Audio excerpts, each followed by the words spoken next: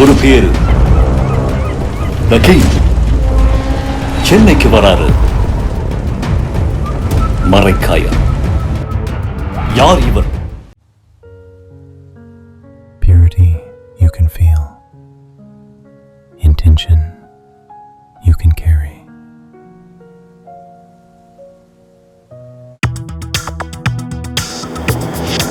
Delivering smiles all around the professional careers. Reach us to reach them. பதவியேற்றதுக்கு பிறகாக Tamil Nadu முதலமைச்சர் திரு விஜய் அவர்கள் பிரதமர் மோடி அவர்களை சந்திச்சிருக்காங்க. இந்த சந்திப்புக்கு பின்னால் பல ரகசியங்கள் ஒளிந்து என்டிஏ கூட்டணியை உடைத்தது பாஜக ரசிக்கவில்லை. எடப்பாடி அமித்ஷாவிடம் அழுது புலம்பி கத்தி கதறி காப்பாற்றுங்கள், என்னுடைய கட்சி சின்னாபின்னமாக்கப்படுகிறது, அரசியலுக்கு புதுசு, பொது வாழ்க்கைக்கு புதிது, இந்த இளைஞனால் 75 ஆண்டு காலம் வரலாறு உள்ள 50 ஆண்டு காலம் வரலாறு உள்ள திராவிட இயக்கம் முடித்து வைக்கப்படுகிறது. இப்போ எங்கள் கூட்டணிக்கே குதிரை பேரம் நடத்தியிருக்கிறது. இந்த கோபம் தான் அமித்ஷாவுக்கு. ஏன்னா 29 அமித்ஷா தான் பிரதமர் வேட்பாளர். அதிமுகவுடைய எதிர்காலம் என்னவா சார்? அடுத்த அதிமுக தான் ஆளுங்கட்சி. ஸ்டாலினும் ஒரு சீமானா மாறிடுவார். ஏன்னா சீமானுக்கு தூது விடுவதை பார்த்தால் நிலைமை ரொம்ப மோசமாக இருக்குன்னு கனிமொழியை களத்தில் இருக்கலான்னு திட்டம் கொடுத்துருக்காங்க. திமுக பட்டமரமாகிவிட்டது. விஜயை எதிர்த்து தான் பையன் பேச மாட்டோம், பயந்துக்கும். டிவிகே எம்எல்ஏ காமராஜை பற்றி பேசுகிற பொழுது காமராஜ் எகிர்ன பிறகு நான் இல்லை நீ இல்லை என்ன ஆளை விட்டுரு, நான் உங்களையெல்லாம் சொல்லலை. அப்போது திமுகவை இப்போ சீமான் காப்பாற்றுவதற்கு தூது நடந்து கொண்டு இருக்கு. ஆகாயம் நேயர்களுக்கு வணக்கம். மூத்த பத்திரிகையாளர் திரு தமிழா பாண்டியன் அவர்கள் நம்ம கூட இருக்காங்க. தமிழ்நாட்டு முதலமைச்சரும் பிரதமரும் சந்திச்ச அந்த சந்திப்பு, அதனுடைய முக்கியத்துவம் குறித்து விரிவாக பேச போகிறோம். வணக்கம் சார். வணக்கம். பதவியேற்றதுக்கு பிறகாக தமிழ்நாடு முதலமைச்சர் திரு விஜய் அவர்கள் பிரதமர் மோடி அவர்களை சந்திச்சிருக்காங்க. என்ன முக்கியத்துவம், என்னென்ன விஷயம் டிஸ்கஸ் பண்ணியிருக்காங்க சார்? மொத்த சந்திப்பே 10 நிமிடம். 10 நிமிஷம் தான். ஆமாம், அது மரியாதை நிமித்தம் சால்வை போத்துவது, போட்டோவுக்கு போஸ் கொடுப்பது, 5 நிமிஷம் முடிஞ்சு போச்சு. 5 நிமிடத்தில் நன்றி வணக்கம், இதுதான் நடந்திருக்கு. இவரை சந்திப்பதற்கு முன்பு முன்னாள் முதலமைச்சர் பினராயி விஜயனை சந்திச்சிருக்கார். அவர் சந்திச்சிருக்காரு. அது நீங்கள் சொல்கிறீங்கன்னா பேரலாக ஒரு வீட்டில் இடி ரைடும் போயிட்டுருக்கே சார் ஒரு பக்கம். பினராயி விஜயன் இப்போ 45 நிமிடம் பேசியிருக்கார். ஏன்னா பொது எதிரி பாஜகவுக்கும் காங்கிரஸ், கம்யூனிஸ்டுகளுக்கும் காங்கிரஸ். ஆனால் அவர்கிட்ட ரைடு பண்ணுறதுக்கெல்லாம் ஒன்றுமே இல்லை அவர்கிட்ட. அப்படியா? ஆமாம், அவர் வேட்டி சட்டை தான் இருக்கும், வேறு 2 துண்டு இருக்கும், அவ்வளோதான் ரைடு பண்ணுறதுக்கு. அவர் ஒரிஜினல் காம்ரேட். அவர் விரட்டுவதற்கு அவரை அவமானப்படுத்துவதற்கு செய்யலாமே தவிர அவர் எந்த கார்ப்பரேட்டுக்கும் அந்த காம்ரேட்டுக்கு தெரியாது. அப்போ அவர் 40 நிமிஷம் பேசியிருக்கார். நமது விஜய் 10 நிமிஷம். அமித்ஷா சந்திக்க மறுத்து விட்டார். நிர்மலா சீதாராமன் ஒரு பார்மாலிட்டி 10 நிமிஷம்.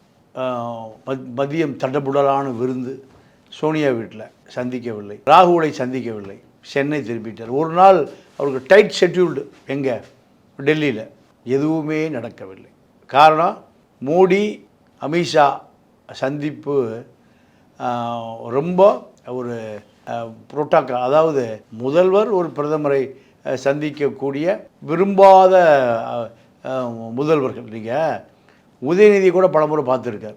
ஒரு முறை திருமண நாளுக்கு சிங்கப்பூரில் ஆட்டம் பாட்டம் கொண்டாட்டமாக இருந்த உதயநிதி அப்பாயின்மெண்ட் உடனே வர சொல்லினார். அவர் சிங்கப்பூர் டெல்லிக்கு பறந்து வந்து மோடியை சந்தித்தார். ஆனால் இந்த சந்திப்புக்கு பின்னால் பல ரகசியங்கள் ஒளிந்திருக்கு. என்டிஏ கூட்டணியை உடைத்தது பாஜக ரசிக்கவில்லை. டெல்லியிலிருந்து அழுத்தம், ப்ரெஷர். வேலுமணி திருப்பி தாய் கழகத்துக்கு திரும்பிய பிறகு மீண்டும் உடைக்கப்பட்ட கூட்டணி மீண்டும் உடைக்கப்பட்டது.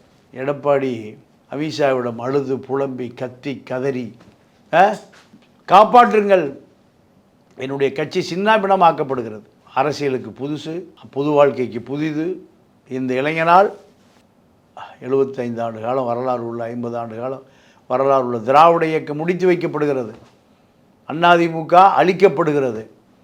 அதிமுகவில் 25 பேர் என்னுடைய தலைமையை எதிர்த்து அங்கே போவதற்கு இவர்கள் தான் காரணம், தாவேக்கா தான் காரணம். இப்படி டெல்லிக்கு அமித்ஷாவிடம் தான் பேச முடியும். இப்படி தன்னுடைய வருத்தங்களை, கவலைகளை சொன்ன பிறகு அமித்ஷா அவரை பார்க்க விரும்பலின்னு சொல்லிட்டார். இந்த நெருக்கடியான அரசியலை எதிர்கொள்ள முடியாமல் விஜய் சோனியா, ராகுல் இப்படிலாம் பார்க்காம திரும்பி வந்துட்டார். இது எதை காட்டுகிறது என்றால், அரசியலில் பாஜக பல கூட்டணிகளை உடைத்திருக்கு. பல மாநிலங்களில் பல குதிரை பேரங்கள் நடந்திருக்கு. ஆனால் குதிரை பேரங்களை நாங்கள் தான் நடத்துவோம், நீங்கள் நடத்தக்கூடாது. குதிரை பேரத்துக்கே குதிரை பேரமா? நாங்கள் தான் குதிரை பேரம் நடத்துவோம் பல மாநிலங்களில். இப்போ எங்கள் கூட்டணிக்கே குதிரை பேரம் நடத்தியிருக்கிறீர்கள். இதை ஏற்றுக்கொள்ளவே முடியாது, மன்னிக்கவே முடியாது. இந்த கோபம் தான் அமித்ஷாவுக்கு. ஏன்னா 29 அமித்ஷா தான் பிரதமர் வேட்பாளர். அப்போ பிரதமர் வேட்பாளருக்கு தமிழ்நாட்டிலிருந்து ஒரு பெரிய நாடாளுமன்ற உறுப்பினர்கள் தேவைப்படுகிறது. இவர் 29 வரைக்கும் கூட்டணிட்டார் காங்கிரஸோடு. கூட்டணி 26ல் சட்டசபைக்கான கூட்டணி 29 வரை தொடரும்ட்டார். அப்போ இதையும் அமித்ஷா தரப்பு ரசிக்கலை, மோடி தரப்பு இதை ருசிக்கலை. அப்போ இதெல்லாம் இப்போ இடைத்தேர்தல் அறிவிச்சிட்டாங்க. இப்போ அறிவிச்சிட்டாங்க 4-1 தொகுதிக்கு. 5 தொகுதியில் விஷல் சத்தம் கேட்குமா இல்லை விஷல் தோல்வியா? இந்த தேர்தலில் தோல்வி அடைந்தால் பெரிய பாரதூர விளைவுகளை ஏற்படுத்தும் விஷலுக்கு. அப்போ இப்படியான பல காய் நகர்த்தல் டெல்லியிலிருந்து நகர்த்தப்படுகிறது. இந்த நகர்த்தப்படுதலுக்கு நடுவே இந்த கம்யூனிஸ்டுகள், காங்கிரஸ், பிசிகாவை தவிர அவர்களுக்கு வேறு வழி இல்லை. இவர்களோடு தான் இந்த 6 மாத காலமோ 5 வருட காலமோ இவர்களோடு தான் தொடர வேண்டும். இப்போ 5 வந்தால் கம்யூனிஸ்டுகளும் விசிகாவும் தேவையில்லாமல் போகலாம். அதனால தான் விசிகாவும் கம்யூனிஸ்ட்டும் ஒரு சேர குரல் கொடுக்கிறார்கள். அதிமுகவிலிருந்து உடைப்பது தர்மம் அல்ல, அறம் அல்ல. நீங்கள் உடைத்து கொண்டு வந்தது அறமா, தர்மமா? திமுக கூட்டணியில் இவர்கள் உடைத்து கொண்டு வந்தது தர்மமும் அறமும் அல்ல. அது அறம் என்றால் இது அறம் தான், இது தர்மம் என்றால் அது தர்மம் தான். எல்லாமே கணக்கு தான், எல்லாம் கணக்கு தான், எல்லாம் வாரிய கணக்கு தான், வாருவதற்கு கணக்கு தான். எந்த வாரத்தை சொல்கிறீங்க நீங்கள்? வாரியம் கொடுத்தால் வாரப்படும். சிமெண்ட்டு வாரியம் கொடுத்தால் சிமெண்ட்டு தொழிற்சாலையில் மூட்டைக்கு 2 ரூபா கொடுத்துருவான். ஒரு நாளைக்கு பல லட்சம் மூட்டைகள் போகும்போது வாரிய தலைவருக்கு வாரி கொள்ளலாம். ஒரு நாளைக்கு 2 ரூபானா 2 லட்ச ரூபா, மாதம் 60 லட்ச ரூபா எதுக்கு வந்துடும்? வாரிய தலைவருக்கு வந்துடும். இதுக்கு தான் வாரியம். சிந்தனை செல்வனுக்கு வாரியம், ஆளூர் ஷானவாஸுக்கு வாரியம், எஸ்எஸ் பாலாஜிக்கு வாரியம், வாருவதற்கு வாரியம். பிசிகா வாரியத்தை எதிர்பார்த்து காத்து கிடக்கிறது. சார், இப்போது பத்திரிகையாளர்கள் முதல்வரை பார்க்கும்போது அவர் போகும்போது ஒரு கேள்வி கேட்குறாங்க. என்னென்னா, பத்திரிகையாளர் சந்திங்கன்னு சொன்னாங்க. இன்னொன்று ஏன் திரு ராகுல் காந்தி அவர்களை சந்திக்கலைன்னு ரிப்பீட்டடாக கேட்டாங்க. அவர்கிட்ட பதில் வரல. பட் இந்த கூட்டணி அமைஞ்ச பிறகும் திரு ராகுல் அவர்களை சந்திக்காததுக்கான காரணம் என்ன சார்? அமித்ஷாவுடைய கோபம் தான் காரணம். கடுமையான கோபம், மோடி கோபம். இப்போது மது ஆலை அதிபர்கள் இப்போ பாரிஸில் கூட்டம் போட்டிருக்கான். தமிழ்நாட்டு மது ஆலை அதிபர்கள் எங்கே கூட்டம்? வெளிநாடுகளில் கூட்டம். அந்த பாரிஸை சொல்கிறீங்க? அந்த பாரிஸ், இந்த பாரிஸ் கார்னர் இல்லை, ஒரிஜினல் பாரிஸ். அங்கே இப்போ கூட்டம் போட்டிருக்காங்க. ஏன்? இது மத்திய அரசுக்கு தெரிந்துவிடக்கூடாது என்பதற்கான கூட்டம். யார் யார் கலந்து கொண்டார், எதற்காக கலந்து கொண்டார், எவ்வளோ 1000 கோடிகள் பேரம் பேசப்பட்டது, இன்னும் 10 ரூபா போய் கொண்டு தான் இருக்கிறது. ஒரு நாளைக்கு 10 கோடி ரூபா. இப்போ 20 நாளாக 200 கோடி போயிருக்கு. யாருக்கு போய் சேர்ந்தது, எங்கே? இப்படியெல்லாம் மத்திய அரசு அரவிந்த் கெஜ்ரிவாலுக்கே கெஜ்ரிவாலை வைத்திருந்தார்கள். இப்போது அது மத்திய அரசு கவனத்துக்கு போனால் அது அமித்ஷா கவனத்துக்கு போகும். அப்போ இதையெல்லாம் பல அரசியல் நகர்வுகள் நகர்ந்து கொண்டே இருக்குது. இந்த நகர்வுகளை எல்லாம் மத்திய அரசு உன்னிப்பாக பார்த்து கொண்டு இருக்குது. இதை தாண்டி இவர்கள் இடைத்தேர்தலில் ஜெயிக்கணும். இடைத்தேர்தலில் ஜெயிப்பதற்கு முன்பு காங்கிரஸ் வேறு கொள்கையை சொல்லுது. உயர்கல்வித்துறை அமைச்சர் விஸ்வநாதன் திமுக ஆட்சி இருந்த பொழுது பல்கலைக்கழகங்களுக்கு வேந்தர் ஆளுநர் இருக்கக்கூடாது, முதலமைச்சர் தான் இருக்கணும். இப்படி ஒரு தீர்மானம் போட்டு அது நடைமுறையில் இருக்குது. ஆனால் விஸ்வநாதன் என்ன சொல்கிறாரு? இல்லை, ஆளுநர் தான் இருக்கணும். ஏன்னா அவர் 475 கல்லூரிகள் இருக்குது, பொறியியல் கல்லூரி, இப்படி பல கல்லூரிகள். ஒரு கல்லூரிக்கு குறைந்தது 1 கோடி ரூபா கொடுத்தா 400 கோடி ரூபா வந்துடும், 500 கோடி ரூபா வந்துடும். உயர்கல்வித்துறை அமைச்சருக்கு இது வரும், ரெகுலராக வர்றது தான். பள்ளி கல்வி இப்போ திமுக தான் இருக்கார். முதல்ல பாஜக இருந்தார், பள்ளி கல்வி, அதாவது எல்கேஜியிலேருந்து +2 வரைக்கும் ஆயிரக்கணக்கான பள்ளிகள் இருக்குது தமிழ்நாட்டில், தனியார் பள்ளிகள். 3 வருடத்திற்கு ஒரு முறை அது உரிமத்தை புதுப்பிக்கணும். பல கோடிய லஞ்சமாக கொடுத்து 20 ஆண்டு காலம் புதுப்பிக்க வேண்டியது ஒரு சட்டத்தை பாஸ் பண்ணியிருக்காங்க. பல கோடிகள் கைமாறி இருக்கு. இது மாதிரி தான் அந்த தனியார் பள்ளிகளுக்கு சங்க தலைவர். நடந்திருக்கா நடக்கலையா? 20 ஆண்டு காலம் நீங்கள் உரிமத்தை புதுப்பிப்பதற்கான காலதாமத்தை நீட்ட வேண்டிய அவசியம் என்ன? 3 வருஷத்துலாலே பெஞ்ச் இருக்காது, ஸ்டூல் இருக்காது, ஒழுகும், கழிவறை இருக்காது, பள்ளிக்கூடம் இருக்காது. சாராய கடையை விட கடையை விட இது நல்ல கடை, கல்வி கடை. எல்லா கடை வச்சுருக்கிற பூரா 10க்கு 10 ரூம் இருந்தால் எல்கேஜி யூகேஜி. இப்போ இதெல்லாம் அரசே எடுத்து நடத்த வேண்டாமா? விஜய் என்ன பண்ண போகிறார்? ஜூன் மாதம் ஜூன் 12 குறுவை விவசாயத்துக்கு காவிரி திறக்கப்பட வேண்டும். திறக்கிறாரா? என்ன செய்ய போகிறார்? அங்கே அரசியல் சூழல் வேறு மாதிரி மாறுது. அங்கே யார் முதல்வர்னே தெரியல. குறுவையெல்லாம் காஞ்சி போயிடும். விவசாயிகள் பூரா 5000 தள்ளுபடி பண்ணியிருக்கார்.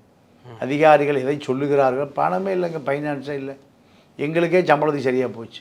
நீங்கள் விவசாயிகள்லாம் இருந்தால் என்ன, குறுவை காஞ்சா என்ன, சம்பா விளைஞ்சா என்ன?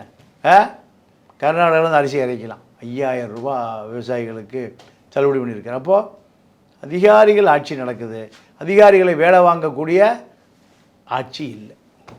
அப்போ இதெல்லாம் ஒரு மிகப்பெரிய பாதிப்பை ஏற்படும். இதை நோக்கித்தான் இந்த புதிய அரசு நகர்கிறது.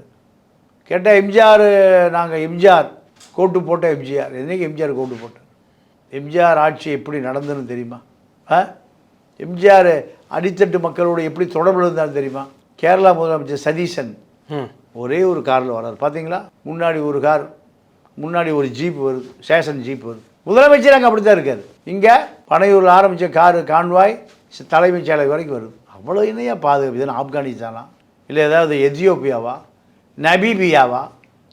என்ன மக்களுக்கு பாதுகாப்பு கொடுங்க முதல்வர் விஜய் அவர்களே, உங்களுக்கு பாதுகாப்பு 2ஆம் கட்டம்.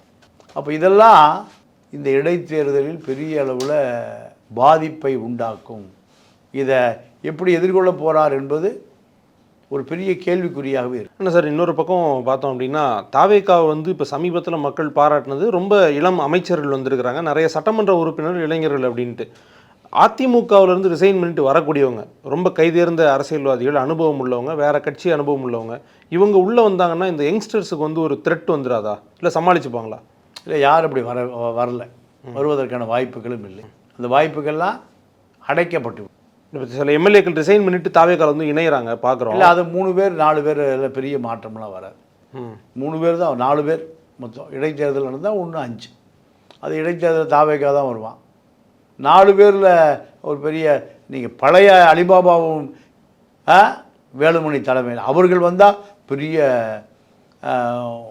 சுனாமியே வரும். அதை ஆதவர்ஜுனா திட்டமிட்டு அதை தடுத்து நிறுத்தி விட்டார். அமித்ஷாவும் எடப்பாடி அழுது குளறினதில் அவரும் அமித்ஷா வேலுமணி தரப்ப அவரும் மிரட்டல் சிபிஐ ஐபி, இன்னும் சொல்லப்போனால் இன்கம் டேக்ஸு, சசிகலா நிலைமைக்கு வந்துடுவீங்க, ஓபிஎஸ் நிலைமைக்கு வந்துடுவீங்க. இப்படியெல்லாம் மிரட்டிய பிறகு அதுக்கான வாய்ப்பே இல்லாமல் போயிடுச்சு. அதிமுகவுடைய எதிர்காலம் என்னவா சார் இருக்கும்? அடுத்து அதிமுக தான் ஆளுங்கட்சி. அடுத்தது ஆமாம். எப்படின்னா திமுக சீமானுக்கு தாய்மாமன் சடங்கு வைக்குது. அனிதா ராதாகிருஷ்ணன் அனுப்பி திமுகவோடு சீமான் இணைத்து விஜயை புது மேடைகளில் பேசுவதற்காக பேரம் நடந்து கொண்டு இருக்கு. திமுக எந்த அளவுக்கு போயிடுச்சுன்னு பாரு. அதிமுக 25% வாக்குகளை இன்னும் வைத்திருக்கு. வாக்கு வீதம் பார்த்தீங்களா? 25% வாக்கு தான் திமுகவும். கம்யூனிஸ்ட் போயிடுச்சு, காங்கிரஸ் போயிடுச்சு, விசிக போயிடுச்சு, கிறித்துவர்கள் போய்விட்டார்கள். கிறித்துவ வாட்டு பூரா பிஜேபி பூதத்துக்கு யாருக்கு போடுவா? திமுகவுக்கு. அதுவும் போயிடுச்சு. இப்போ திமுகவை காப்பாற்றி கொண்டு இருப்பவர்கள் முஸ்லீம் வாக்கு மட்டும்தான். முஸ்லீம் வாக்கம் விரைவில் வெளியேறிவிடும். அப்போ யார் இருப்பா?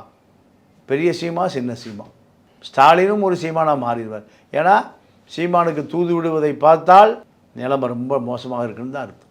பிரேமலதாவோடு கூட்டு வைத்ததை விட மோசம். அனிதா ராதாகிருஷ்ணன் அனுப்பி தாய்மாமன் சீர் நடக்குது. சீமா திமுகவில் உதயநிதியை நம்பி அவனு வர தயாராக இல்லை. அவர் சினிமாவுக்கு போக தயாராகிட்டார். அப்போது அரசியல் செய்வதற்கு டிஆர் பாலு, துரைமுருகன் இவர்களெல்லாம் கனிமொழியை களத்தில் இருக்கலான்னு திட்டம் போட்டுட்ருக்காங்க. தன்னுடைய மகன் எப்படியாவது முதலமைச்சர் நாற்காலியில் அழகு பார்க்கலான்னு நினைக்குது. வாழ்நாளில் நடக்காது. திமுக பட்டமரமாகிவிட்டது, அது துளிர்க்காது. அப்போ அடுத்து அதிமுக எந்த கூட்டணியும் இல்லை. பாஜக ஓட்டே போடலை. பாஜக இருக்கக்கூடிய மாம்பழம், மயிலாப்பூர் பார்ப்பனர்கள் பூரா விஜய்க்கு போட்டான். பார்த்தோமா? அன்புமணி ஒன்றுமே இல்லை. அன்புமணி மனைவி சௌமியா ஜெயிச்சிருக்கு. அப்போ பாமக ஓட்டும் அதிமுக விழுகலை. அதிமுக ஓட்டு தான் 25%, ரெட்டை ஓட்டு தான் விழுந்திருக்கு. எடப்பாடி கடந்த காலத்தில் எதிர்க்கட்சி வேலையை செய்திருந்தால் இவ்வளோ பெரிய தோல்வியை அதிமுக சந்திச்சிருக்க வேண்டிய அவசியம் இல்லை. ஆனால் சார், நீங்கள் சொல்கிற சுச்சுவேஷனுக்கு மத்தியிலையும் கூட நிறைய பேர் அந்த கட்சியில் ரிசைன் பண்ணிட்டு போகிறப்போ அது பெரிய பின்னடைவு தானே சார்? அது இல்லைங்க, தலைவர்கள் போனதுனால எந்த பின்னடைவும் இல்லை. தொண்டம் போகிறானா, தொண்டர்கள் போகாத காரணத்தினால தான் வேலுமணி திருப்பி வந்து நிபந்தனையற்ற மன்னிப்பு கேட்டு காலில் விழுந்து கட்சியில் சேர்றது. தொண்டம் போயிருந்தால் 20 எம்எல்ஏக்களும் 6 அமைச்சர்களும் பல லட்சம் தொண்டர்களை திரட்ட முடியும். ஆனால் எந்த தொண்டரும் போல. ஓபிஎஸ் போகும்போது ஒரு தொண்டரும் போல, செங்கோட்டையன் போகும்போது ஒரு தொண்டரும் போல, சசிகலா போகும்போது ஒரு தொண்டரும் போல. ரெட்டலையினுடைய அடையாளமாக எடப்பாடி மாறி போயிட்டார். அதனால் அதிமுக தான் அடுத்த ஆளுங்கட்சி. எதிர்கட்சி ஏதோ ஒரு கட்சி, திமுக அந்த ரேஸிலேயே இல்லை. எண்ணிக்கையில் அதிகமாக இருக்கலாமே தவிர சதவீதத்தில் அதிகம் இல்லை. ஏன்னா எண்ணிக்கையில் அதிகமாக இருப்பதற்கு காரணமானவர்களை வெளியே போயிட்டான். காங்கிரஸ், கம்யூனிஸ்ட்டு, விசிகா அத்தனை வெளியே போயிட்டாங்க. வைகோ போகலை, ஏன்னா அவருக்கு உதயசூரியன். இல்லைன்னா அவரும் கிளம்பியிருப்பார். அவர் வீட்டுக்கு விஜய் வந்த பிறகு அத்தனை பேர் எல்லாம் உங்கள் கட்சிங்க. அப்போ நீங்கள் எந்த கட்சிங்க?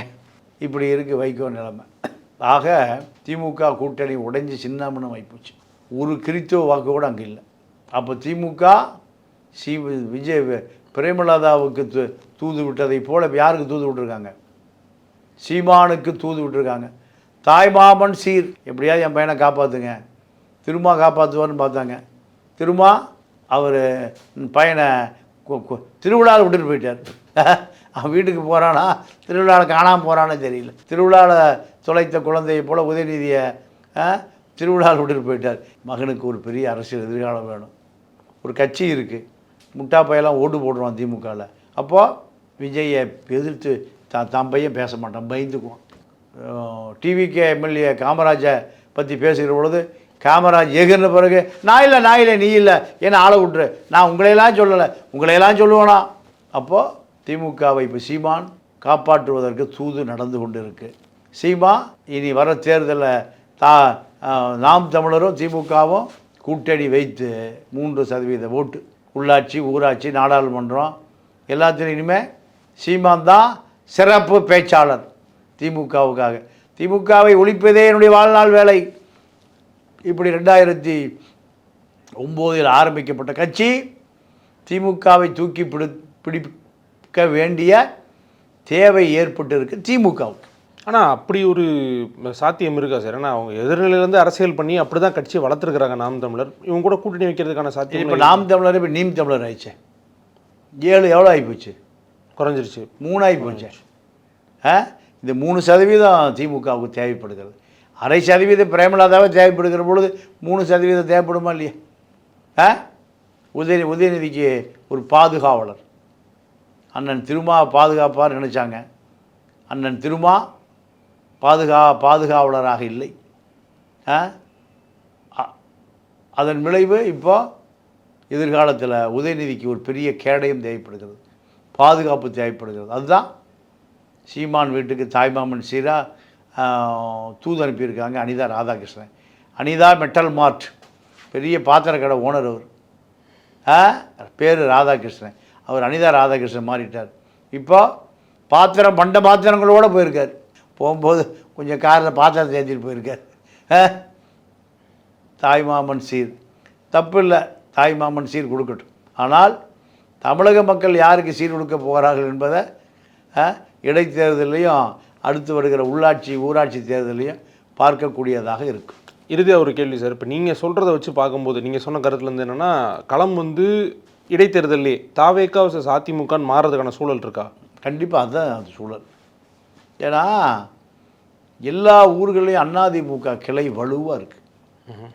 ஆனால் திமுக கிளை வலுவிழந்து இருக்கு.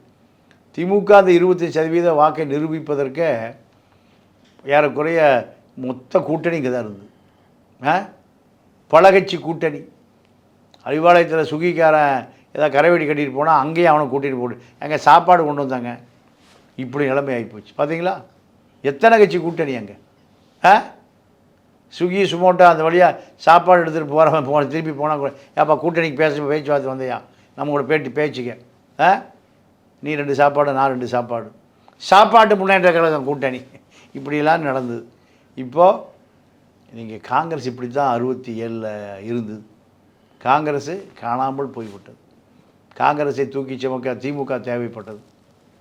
பாஜக பூதத்துக்கு காங்கிரஸு தான் தேவைப்பட்டது. முஸ்லீம்கள், கிறிஸ்தவர்கள், தலித்துகளுடைய வாக்குகளை பெறுவதற்கு திமுகவுக்கு.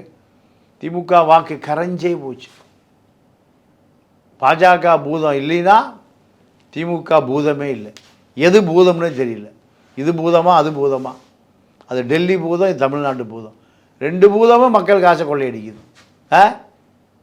இருந்தாலும் மக்கள் இந்த தேர்தலில் இந்த பூதத்தை ஒழிப்பதற்காக எங்கோ கிடந்த சிறுவர், சிறுமியர், திரைப்பட கொட்டகை இவர்களையெல்லாம் அமைச்சர்களாக, சட்டமன்ற உறுப்பினர்களாக அழகு பார்க்கிறார்கள். ஆனாலும் திமுக எதிர்காலத்தில் இலை துளிர்க்குமா?